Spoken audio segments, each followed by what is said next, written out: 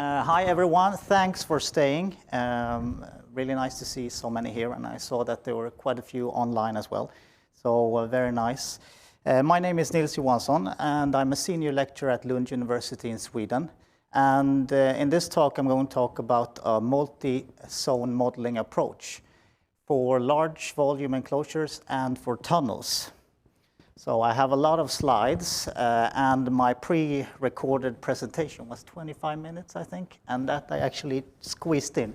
So, but I will try to jump on some places here, and we also have the paper that you later can have a look at.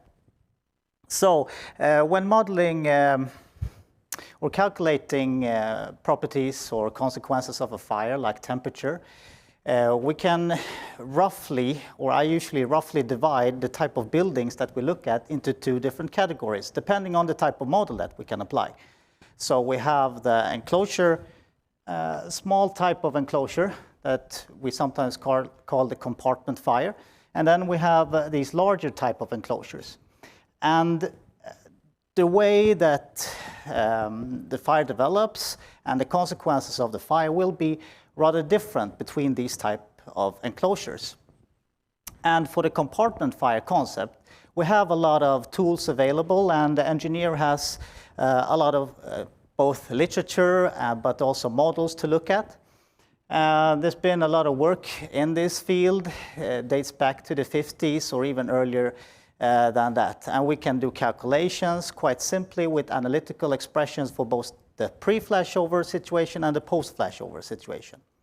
Since it's analytical equations, we see them in front of us, and it's quite transparent. We can see that the heat release rate is really important for the gas temperature, for instance, or which properties are important for the mass flow in a plume model. And of course, it's also quite short computational time, and I believe that most of you have your Excel spreadsheets where you have all of these equations available. So you can just plug in values and you get the results. The models are also well evaluated for certain scenarios, of course. So it's a good approach, but there are, of course, some problems. It's a simple method, so we can only expect more approximate results from these tools. And there's also then limits in where this concept can be applied. And as with all models, the limits of them are often associated with model assumptions and empirical restrictions, if there's any empirical data or submodels included. That could, for instance, be a model assumption can be that we assume that the hot gas layer has a uniform temperature. That's a model assumption in a two-zone model. Empirical restrictions can be that we use an axisymmetrical plume model, or it could be some other empirical restrictions that we have when we developed a model. Yeah, and here is two examples of this. We talk about two-zone models. We have our limits when we can apply a two-zone model. Here are some recommendations for that. Another type of limit is related to the post-flashover fire scenario, where we use the Eurocode, and there's also some limits when we can apply the Eurocode method. And both of these examples here are related to the compartment fire concept, as I think you're all aware of. So looking at the compartment fire concepts and all the analytical and good methods we have for that, and comparing that to the fires in large enclosures, we can see that there are some differences here in how the fire will behave and maybe how we can do our assumptions and so when doing our calculations. In the compartment fire concept, it's possible and quite reasonable to assume that we will have a uniform hot gas layer, as we do in two-zone models, for instance. That will not be the case in a large volume, where the conditions can be quite different in one part of the enclosure and the other one. There could be a big fire where you have like the toys in the big supermarket, and then there's maybe not very big consequences where you have the cashiers. Flashover is another thing that we normally associate with the compartment fire concept. Flashover is when we have the hot gas layer radiating down on everything in the room and everything starts to burn more or less at the same time. That is, of course, nothing that we will have in the large enclosure where we have this distribution of temperature in the room. Instead, we might have a local flashover or a fire that spreads over the compartment. And the compartment fire concept, that we can have an underventilated fire, something that is maybe not the case in a larger volume, and also we have differences when it comes to fire development. So typically, when looking at codes and performance-based design, that is something that you would do in maybe the larger, more complex building than in the smaller compartment-sized building. This would be maybe an apartment or a small office. This I exemplified with the supermarket, but of course there's other types of examples of these larger volume buildings, shopping centers or sports arenas or something like that. So now looking at the fires in large enclosures, what type of tools do we have in our engineering toolbox? Yeah, of course we have CFD, we have zone models, and we have different types of hand calculation methods. But if we want to look at a large compartment where we cannot assume that we have a homogeneous gas layer temperature, we definitely need to exclude the two-zone model, and there's very few hand calculation methods available as well. So the only thing that we can apply is really the CFD approach, which for these larger volumes also then becomes quite computationally heavy. So it will take a lot of time for us to do our calculation. So this is where this works come into play. So a midway or option in between the advanced CFD model and the more simple two-zone model could be some kind of midway with the so-called multi-zone model.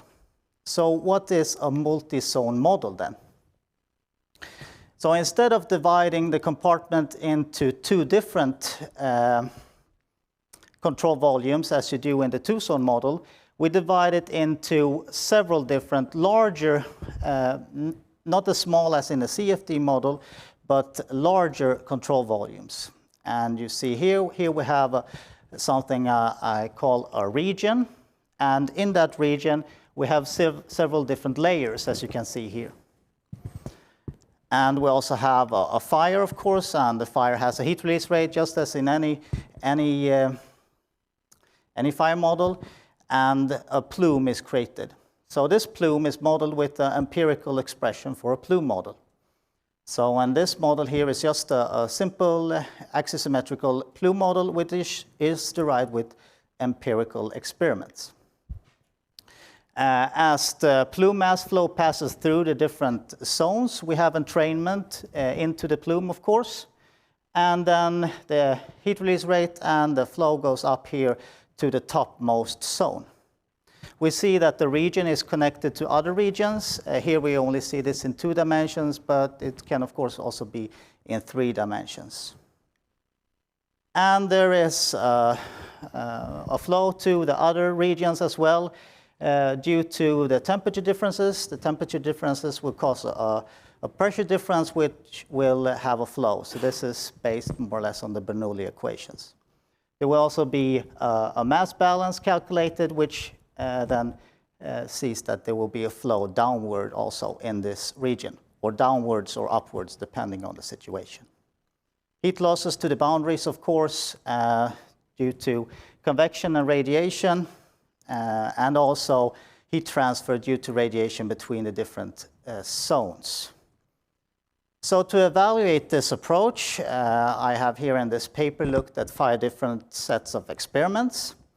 We have experiments from NIST 1 and 2, and then we have some experiments from Hong Kong, some from Spain, number 4, and then finally also a tunnel fire experiment or test. To define these different type of experiments, I have just set up 5 different non-dimensional variables here, which characterize important aspects of each one of these experiments. So if you would go in and see, okay, the model can predict this experiment rather well, so what was these important parameters for this case, and then you can see is that case that you're looking at similar to these, and then you can maybe suspect that the results also will be good. So this is a way of to characterize the experiments. And here we have the non-dimensional heat release rate, we have aspect ratios, and we have flame length and equivalence ratio. So the things I just wanted to say here with this one is actually the aspect ratio. That will tell you how long is the compartment compared to the width. So in the case of the Benelux tunnel fire test, you see you have quite a big aspect ratio indicating that this is a tunnel. And the equivalence ratio is how much oxygen that has been available for the combustion. So equivalence ratio above 1 indicates that we have an underventilated fire, which is the case for this poly-U test here. Yes. Another thing that I would like to point out with the 5 different tests is that one of the tests had fires in a corner and not freely burning as the other tests had. So I'm not going through all of these tests. That will take some time, but you can read up in the paper hopefully afterwards. I just want to show you some of the results here. And this one is actually not very exciting. It's exciting if you like good predictions, and this is really good predictions for the first case. But I don't think that's very interesting. I want to find the tests where we do not have good predictions, because then there must be something wrong which can be improved. And that was the case with the wall and corner test that was done with NIST. So if we look at the results here, we see, I'll try to explain. Here we have a temperature at a certain position. This is at 1.7 meters. And we see up here we have predictions with FDS and the experimental data. And the multi-zone model underpredicts that. And then here we see that the multi-zone overpredicts that for the 200 kilowatt case. And we see a similar trend if we increase the heat release rate. So the question is why will we not have as good predictions for this case? And that is something that relates to the position of the fire. As I said, the plume model included in this multi-zone model is an axisymmetrical plume, which means that it will not take into effects that the effects that you will have if you put the fire in a corner. So luckily, these tests were also conducted for a free burning case. So when the plume or the fire was not close to a wall. And this was just a steady burning situation, so we don't have the growing fire as we had on the last slide. So here we only have the temperature profile over height. So we have the height in the room on the y-axis and the temperature on the x-axis. And for this case, we have much better predictions. So what we see here is that, okay, there was nothing wrong maybe with the model here, at least not from the understanding of the model. The thing was that we were not really applying it to the situation with having a plume in the corner. Here's also another test in a big atrium that was 19 meters high. Here we see the multi-zone model, and FDS has very similar predictions. Also temperature measurements at 2 different heights, while the experimental data is a bit off, or the models are off from the experimental data. That's the right way of saying it. But the reason for this in this case is probably due to my lack of understanding the experiments and putting in good input data to this situation, because both the multi-zone the multi-zone model and FTS is very different, so in terms of how the models are constructed. So with the same input data, I still get very similar results. So there must be something with the input there that was not understood by me from that paper. Here we have a test from Hong Kong that I mentioned. In this case, we have a coequivalence ratio above 1, which I told you before, and that means that we have an underventilated fire, so very special conditions, which is not accounted for in the FTS or in the multi-zone models, which we can see here as well, because we strongly overpredict the temperatures in both FTS and the multi-zone, but the experiments show that the temperature is much smaller, which is probably the reason for that is probably because they did not really get the heat release rate that they would have got if they would have all the oxygen available needed to burn this 1.7 megawatt diesel pool fire. Then finally, we also have a tunnel fire test. This is something that is quite different, as we heard Suzanne talk about here earlier. So applying this model that is really made for large volume buildings or rooms like atrium to this case is a bit of a challenge. So here we looked at the Benelux fire tests conducted several years ago, and 2 different types of scenarios are presented in the paper. There are some aspects here that need to be accounted for, which this specific multi-zone tunnel fire model has been, which has been done in this specific model, which is include the possibility to have a longitudinal ventilation, also a tunnel gradient, that's an inclination in the tunnel, and also another type of plume model, more specific for tunnels. So that's adaptations that have been done for this case. And these graphs are not very easy to see, and here we actually only have the comparison between FTS and the multi-zone model in this case.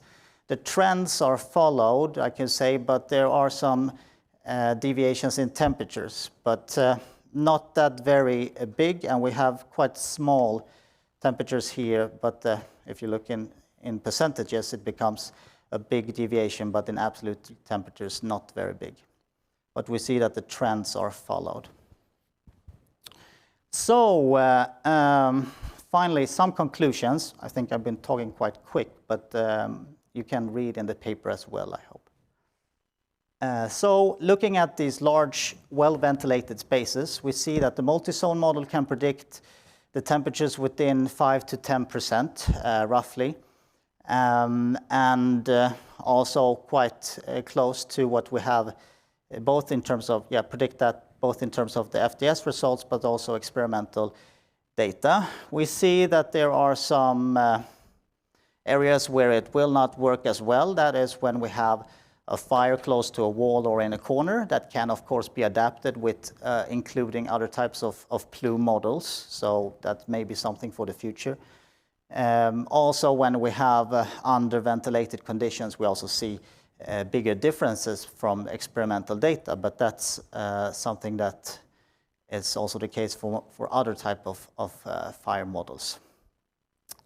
When it comes to the tunnel fire scenario, that's something that we work with right now in a separate project, trying to develop that and validate that for other scenarios and situations as well. We see that we capture the big trends when we compare to FDS and also compare to experimental data, but no more work is needed. So all in all, the results are promising. And I think there is a future for this type of concept. We see that for an atrium, we can do predictions rather well, or very well, I would say, and just in a fraction of the simulation time. So it would take maybe a minute to do the multi-zone calculation, and it will take a couple of days with FDS calculation. So you save a lot of time and possibilities to do parametric studies and so with this type of model. Something for the future when it comes to, and also a project we have in Lund. Here we have, yesterday we saw Wojciech's corridor tunnel. Here's our thing we have in Lund, our tunnel facility, which we hope to have running soon, where we can have some experimental data, hopefully, that maybe we can use also to validate this, this model. It's a 60-meter long tunnel. So some acknowledgements. I've had some master students to work with the benchmarking of this multi-zone model the last couple of years, and Anacharya is working on this right now with the tunnel side of things. When it comes to the tunnel application, we also want to thank Cantena for the financial support in that development. So that's all for me. Thanks.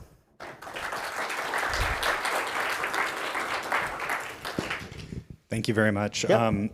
We'll start with a question here in Q&A. Yep. I'm interested in what is the criterion for the number of layers in the multi-zone model to achieve the 5 to 10% difference to the CFD model?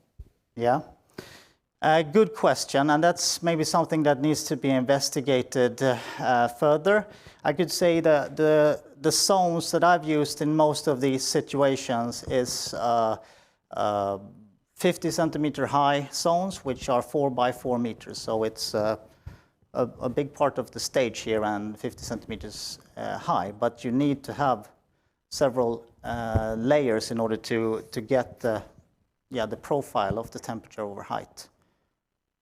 Okay, great. And then sort of in a similar question here, and how are the layers divided? Is it automated or manual? Right now, there is no user interface or anything. You just write your input file. So you would assign that yourself. So there's no way of automate that now.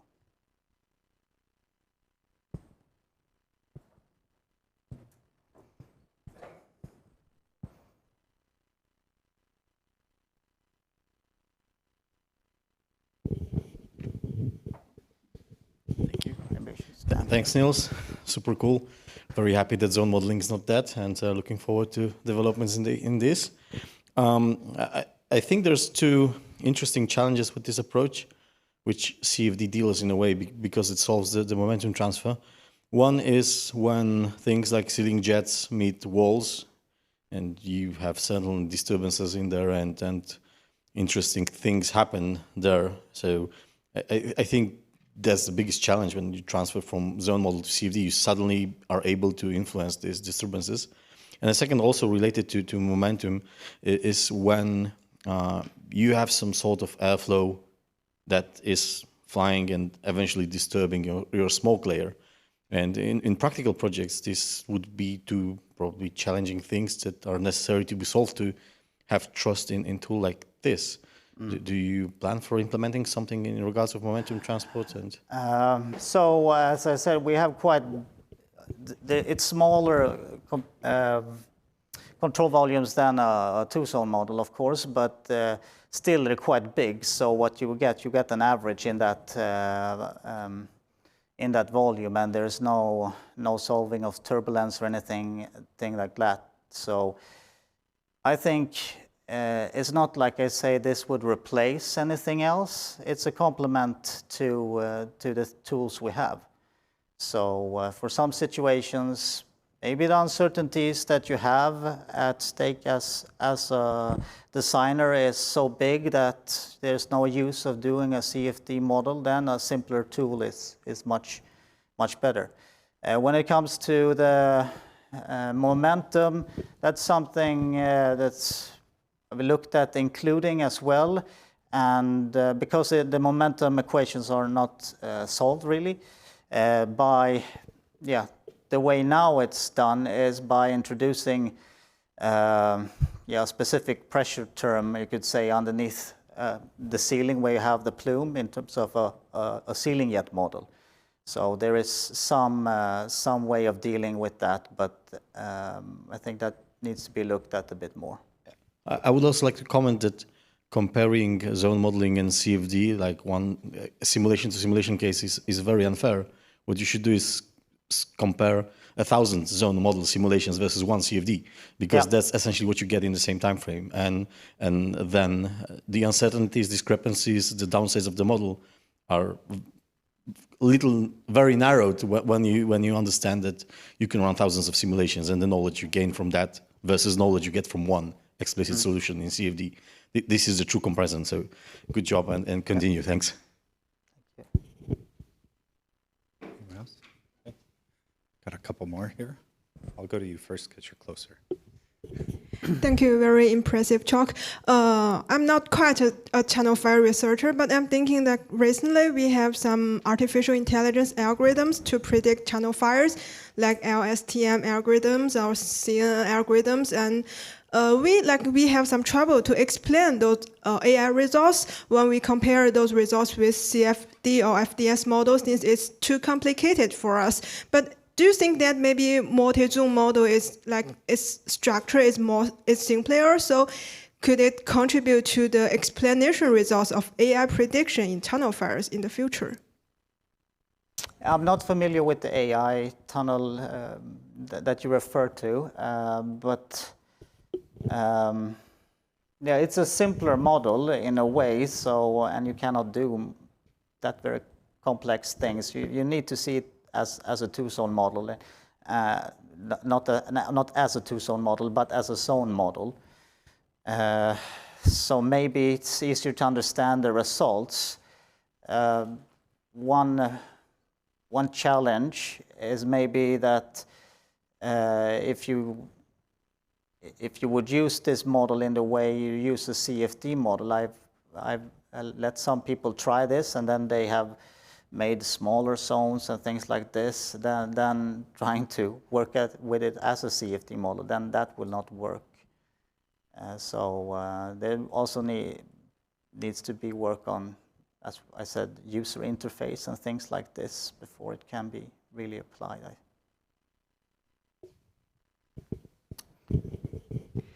Thanks for your talk. Did you come across the work of Professor Schneider from Vienna? He introduced a multi-zone model called MRFC in the late 90s with the same thoughts you presented. And in the beginning of the 2000s, we did a lot of invested a lot of work in Germany in this model, comparing it in different round robins to CFD at this time. So the models, especially that CFD was feasible, were smaller, but still there was a lot of work done. This was widely used in Germany within, I would say, the last 15 years. Is used now as well? It's still used, but of course I still use it sometimes as a rule of thumb because it's better than a guess before I do some CFD. But of course, in the last time, its role is decreasing because you get now quicker answers from CFD than 10 years or 15 years ago. So it was much more important from this. So if you need more information, I can... Yeah. I'm happy to, if you could send me a link to some publication, that would be really good. You could say the work that I've looked at primarily is the work done in Japan in the early 2000s, which also looked at this type of model. Maybe the problem is that it is only published in German. Oh, I had 3 years of German in high school, perfect. So no problem. So that would help. Okay, anyone else? No? Okay, good. Thank you very much. Thank you. Great talk.